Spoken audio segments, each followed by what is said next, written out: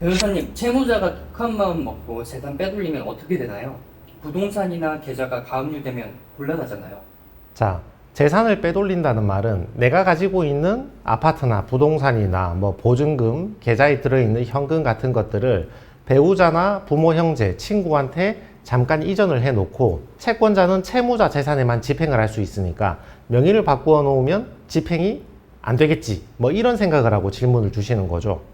사실 개인회생이나 신보기에 워크아웃을 신청하면 법적으로 추심을 중단을 시켜주거든요. 그래서 이걸 신청하실 분들은 재산 빼돌리고 이런 걸 고민할 필요가 없는데, 개인적 사정으로 당장 개인회생을 신청하기 힘들다, 두세 달 정도 있다가 신청을 해야 된다, 이런 사람들이 혹시 내 명의로 있는 재산을 조금 이전을 해야 되는가, 빼돌려 두어야 되는가, 여기에 대해서 물어보시는 경우가 많이 있죠. 그럼 아파트가 제일 큰 재산인데 이거 빼돌릴 방법 없나요? 자, 크게 두 가지 경우로 나누어 보자고요. 직전에 빼돌리는 게 있고 아주 예전부터 빼돌리는 게 있는데, 직전에 빼돌리는 거는 거의 다 걸린다고 봐야죠. 이거는 실패할 가능성이 매우 높습니다. 여러분 소유하시는 아파트는 등기부가 있잖아요. 등기부는 누구나 열람이 가능하거든요. 이 채무자가 돈을 못 갚으니까 자기가 살고 있는 아파트를 가족이나 친척, 친구한테 증여를 하거나 아주 헐값에 매매를 해버렸다, 이런 것들을 손쉽게 인지를 할 수 있는 거죠. 그래서 채권자 입장에서는 사회행위 취소 소송을 걸어서 그렇게 넘어간 아파트 증여나 매매 계약을 취소하고 가지고 오라고 할 수도 있는 것이고, 개인회생이나 파산을 신청했을 때는 기각이 되거나 면책 불허가 되거나 아니면 청산 가치가 매우 커져서 변제금이 매우 크게 되는 불리함을 겪을 수 있는 거죠. 반대로 미리 빼돌리는 분들 있죠. 그 왜 사업할 때 보면 자기 명의로 재산을 두지 않는다, 그런 분들이 있잖아요. 아직 채무가 생기기 전이니까 배우자 명의로 아파트를 취득하는 게 도의적으로 잘못된 것도 아니잖아요. 이런 경우에는 세월이 흘러서 사업이 실패하고 빚이 생겨도 배우자 재산이니까 그 아파트나 부동산은 강제 집행을 당하지 않게 되는 거죠. 다만 하나 변수가 있다면, 적은 항상 외부에 있는 것은 아니잖아요. 저는 변호사니까 이혼 소송도 자주 하는데, 그렇게 배우자한테 다 맡겨놨는데 정작 사업은 잘 돼서 빚은 안 졌는데 배우자하고 부부간 사이가 안 좋아서 이혼 소송하게 되면 그것도 문제가 되니까 이것도 아주 쉬운 방법은 아니라고 볼 수 있겠죠. 그럼 사실상 아파트를 빼돌리기는 쉽지 않군요. 그럼 보증금은 어떤가요? 전월세 사는 분들은 보증금은 빼돌릴 방법이 있을까요?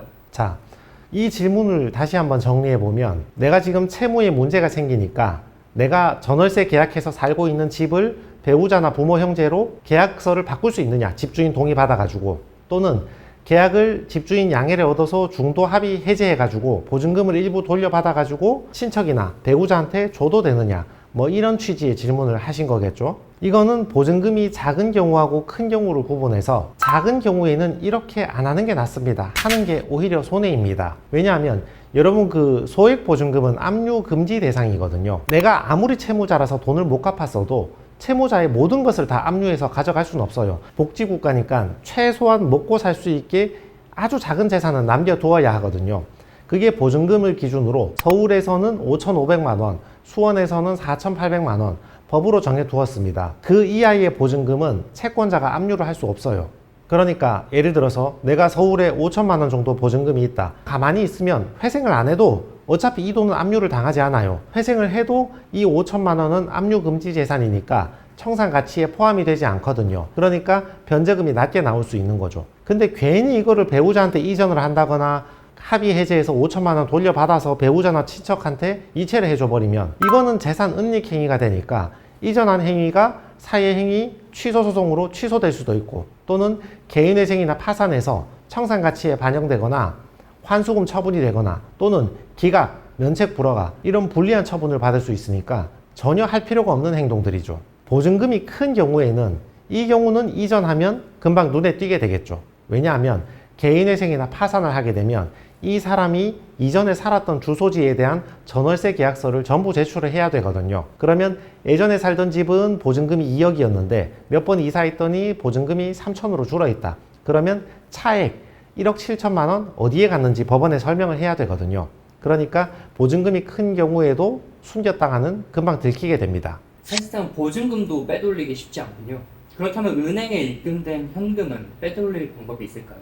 자, 일단 1금융권을 피하는 게 가장 좋은 방법입니다. 제가 지난번에도 말씀드렸지만 채권자가 채무자의 계좌를 가압류할 때 대한민국에 있는 은행 100개를 전부 다 가압류해달라 이런 식으로는 신청을 해봤자 법원에서 받아주지 않는다고 했죠. 법원에서 받아주는 최대의 양은 은행 5개, 아무리 많아도 10개 이 정도만 가압류를 받아주거든요. 그러면 여러분이 채권자라고 가정을 해보세요. 채무자에게 어떤 은행이 있는지 모르니까 어떤 거 5개를 적겠어요. 당연히 사람들이 가장 많이 이용하는 은행, 우리은행, 국민은행, 기업은행, 하나은행, 신한은행 이런 것들을 주로 적겠죠. 그러니까 채무자 입장에서는 상대적으로 첫 판에 바로 가압류가 될 가능성이 높지 않은 지역 단위의 농협, 수협, 새마을금고 아니면 인터넷 뱅킹 아니면 저축은행 계좌 이런 거를 쓰시면 상대적으로 뒤늦게 가압류가 될 수 있는 거죠. 다만 이것도 내가 개인회생 신청할 때까지 2-3달의 시간이 필요하니까 그때까지 시간만 좀 벌겠다 이런 생각이면 훌륭한 방법이죠. 작은 은행을 써서 들키지 않으면 되는 거니까. 그렇지만 오래 버티면 채권 추심회사는 작은 은행에 있는 예금까지 결국에는 다 찾아내게 되니까 결국은 오래 버티면 다 압류가 되긴 합니다. 현금을 출금하는 것도 방법이 될 수 있긴 하죠. 현금을 출금해가지고 내 주머니에 넣고 있든 집안의 장롱 속에 보관하고 있으면 요거는 채권자가 찾아내기가 쉽지가 않으니까 현금 출금한 것으로 당장 급한 생활비를 쓰고 그 다음에 채무 조정을 신청하겠다. 그런 경우에는 잠깐 좋은 방법이 될 수 있고, 그렇지만 거액을 출금하고 언젠가는 채무 탕감을 받겠다. 이러면 또 나쁜 방법이 되겠죠. 왜냐하면 개인회생이나 파산을 신청하면 현금 출금한 거는 어디에 썼는지 전부 다 소명을 하라고 하는데 거액의 현금을 출금했다면 어디에 썼는지 소명 자료가 없잖아요. 그리고 이와 별도로 시중은행에서 압류 방지 계좌를 만들 수 있잖아요. 생계비 계좌. 그러니까 요거 만드시면 한 달에 250만 원 한도로는 압류가 금지가 되니까 이것도 좋은 방법이 될 수 있겠죠. 그렇다면 암호화폐 코인으로 재산을 빼돌리는 건 어떨까요? 이것도 잠시 빼돌리기에는 괜찮은 방법입니다. 방금 말씀드렸지만 채권자가 가압류 조치를 들어갈 때 채무자에게 있는 큰 재산, 부동산이나 아니면 시중의 5대 은행 이렇게 큰 데부터 가압류를 들어가니까 코인 계좌부터 뒤져보는 경우는 별로 없거든요. 코인 계좌에 돈을 넣어두고 그때그때 출금해가지고 사용하겠다. 요거 몇 달 정도는 충분히 괜찮은 방법이죠. 그러나 영구히 빼돌린다는 것은 이것도 불가능합니다. 여러분 가입해 보셨으면 아시겠지만 업비트나 빗썸 이런 데도 전부 다 실명으로 인증하는 것을 의무화하고 있잖아요. 이런 것들도 전부 다 강제 집행이 되는 재산에 해당이 되고, 그리고 채권자로부터 재산 명시 신청이 들어온다면 어차피 다 보고를 해야 되는 내역이거든요. 그리고 여러분이 차후에 개인회생이나 파산을 신청했을 때도 어차피 업비트나 빗썸의 거래 내역들 전부 다 제출을 해야 되니까 코인으로 들어갔던 돈, 다시 뺀 돈, 그리고 이 뺀 돈은 어디에 썼는지 전부 다 소명을 해야 되니까 영구히 빼돌려서 어떻게 해보겠다. 그 수단은 되지 않는 거죠. 아파트, 보증금, 통장, 코인 등 결국 재산을 빼돌려 영원히 채권자를 속이겠다는 가설은 현실에서 모두 실패할 수밖에 없다는 객관적인 팩트가 증명되겠네요. 맞습니다. 제가 방금 말씀드린 여러 가지 경우의 수들은 여러분이 채무 조정을 신청하기 전에 몇 달 동안 그래도 내가 상대적으로 좀 압류당하지 않고 좀 빼돌려 놓고 버틸 수 있는 방법이 있나, 거기에 대한 답변은 될 수 있겠지만 뭔가 영구히 빼돌리거나 이런 방법은 되지 않는 거죠.